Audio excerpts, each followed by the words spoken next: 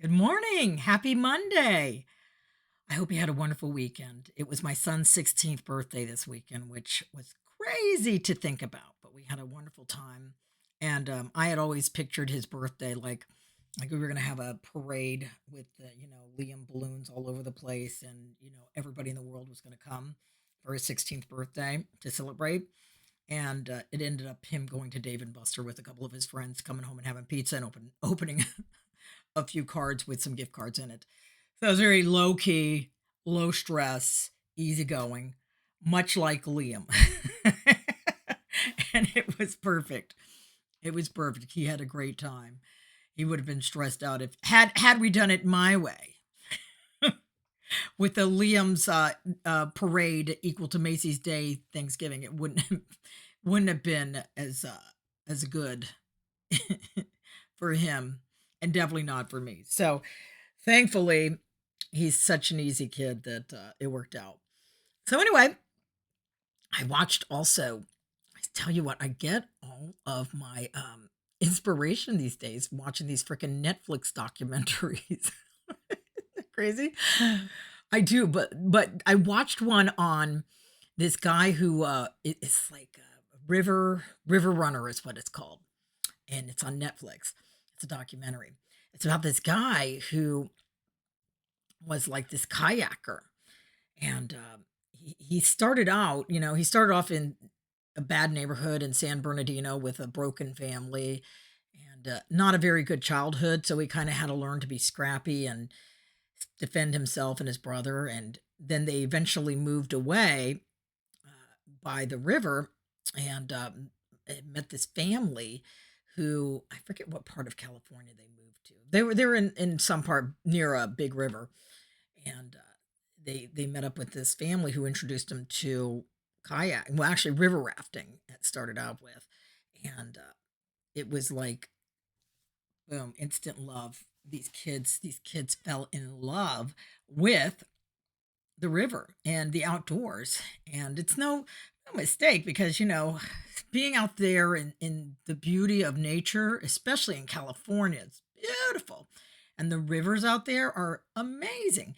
So he sees this, he gets this like first real kind of glimpse of the spiritual experience, but he doesn't realize he's having a spiritual experience, but he falls in love with the the river, and that becomes his passion. And eventually he moves from the rafting, being a rafting guide, to kayaking, which is all about, just kind of really maneuvering and brings everything to a whole different level.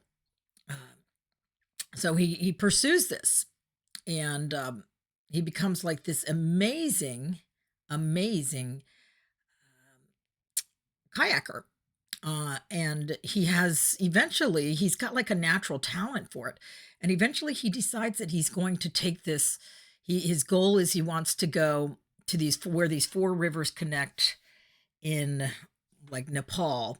And that's his goal in life, is he wants to kayak these never before kayaked rivers and become the first guy to do it. And it's a big dream because these there's a reason there nobody has done it, because it's treacherous. You really got to know what you're doing.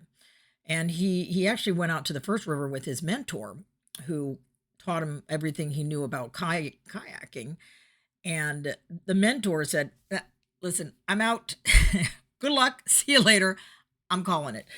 But he kept on, and he made it through like the first river. And in the beginning, he kind of introduced the sport of kayaking to everybody, because he had like his video camera he would bring with him, kayaking with his video camera in between his legs and showing him like doing all this amazing stuff. It's before GoPro days, and he was just really just introducing the world to this amazing sport that they have today. And he didn't realize what he was doing at the time, that he was paving the road and being a pioneer, like he was. But you could see he really loved the sport. Now, eventually, when he started getting a little more successful, he started getting sponsors. He started getting people wanting to document him even more, and eventually greed and the ego took place, and he went down like two other rivers, but he was, from all accounts of himself saying, he was an absolute dick. He was just a jerk, and he all the character defects, if you will, came to play, and it wasn't it wasn't about the love of the journey anymore. It was about how much money am I going to make? How do I get to this goal that I need to get to? And then at the end, just douse himself with alcohol.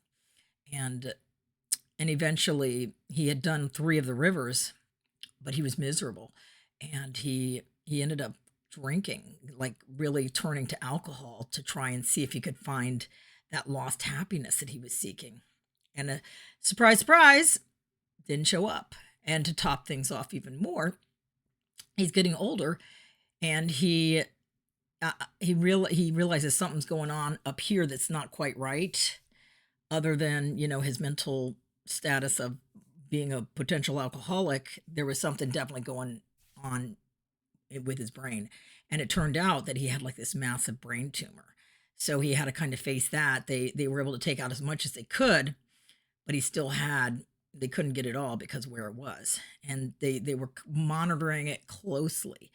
And he went into a super big depression, and like almost just drank himself to oblivion, and shut out anybody and anything that could give him any kind of happiness. And eventually he went back to what he loved doing, was being on the river. And he kind of went back to the beginning, where it all started.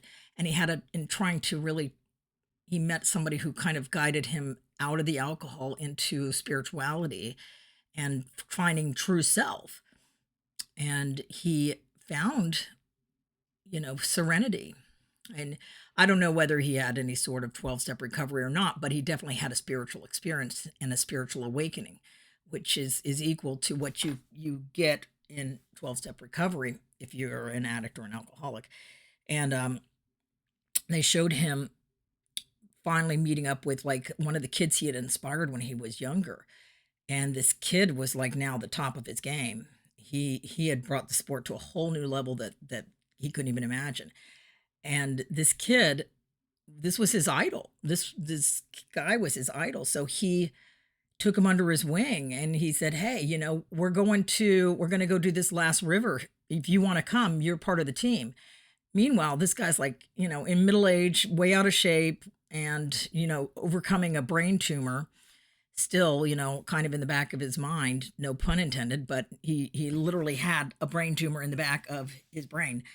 And so he goes to the doctor, and the doctor says, "Hey, your tumor's growing. If you don't get this looked at, taken care of right away, chances are you're going to die." And he said, "Well, screw it. I don't care. I've got this last river. I've got this opportunity. I got this great team of people who are willing to take me and offer me the grace that I didn't give any other people when I was out there. I'm going to take it, and I'm going to go with it." And they showed him on his, while he was out there, he returned to self, returned to love. And he's battling, like these rivers are like raging and massive waterfalls. And it would be hard for anybody. And much less if, somebody who it's like trying to figure it out again with these people who are so much better than him. And he got in there, and he just started doing what he knew to do. And he might have rolled over a few times or had to get out, but he knew that he had to do it, and he knew how to do it. So he wasn't afraid of what happened because he was facing death anyway.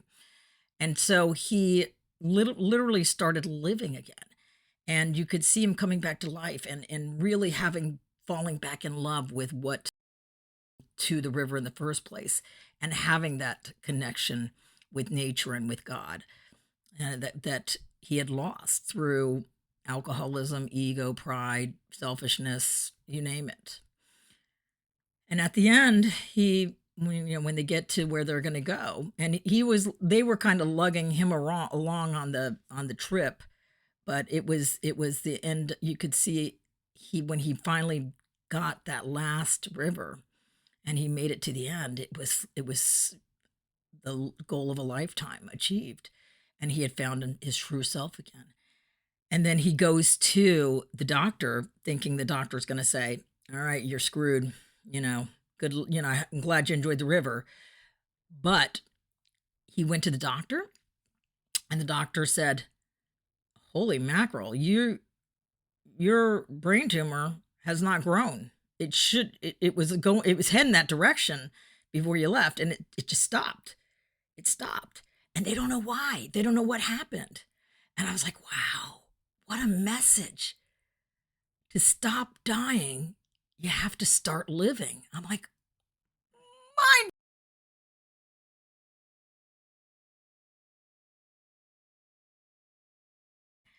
And I think there's no mistake. There had to have been some sort of miracle happening on this whole scene. They don't know how to explain it. The guy goes around and gives talks now and about this, but it's amazing.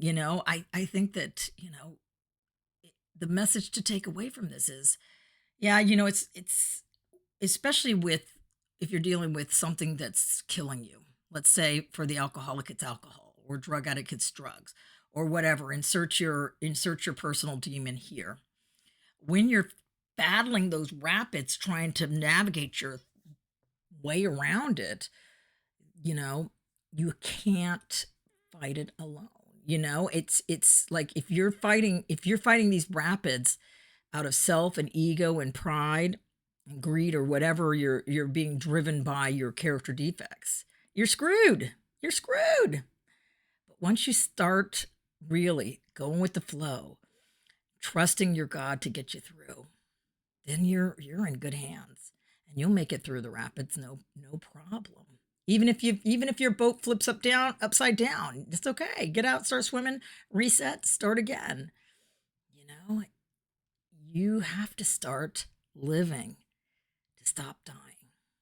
So throw that addiction, throw that personal demon out the door. You don't need it. You don't need it. Return to what makes you happy. What's your personal passion? What drives you today? Get out there. Get out there and go face those rapids, and you'll be fine. Just don't be driven by the old character defects. Be driven by God, and it's going to turn out to be an amazing journey for you. All right, that's my Monday message. I know it's probably a long one today, but I had to guide you through the Netflix documentary. I'm telling you, they're great. You gotta. It's like where I find my inspiration, among other places. But I hope you're enjoying these. If you are, make sure to subscribe. We'll keep in touch, and let's do this every week. I hope you have a wonderful week, and I'll see you next week for another Monday message. Bye.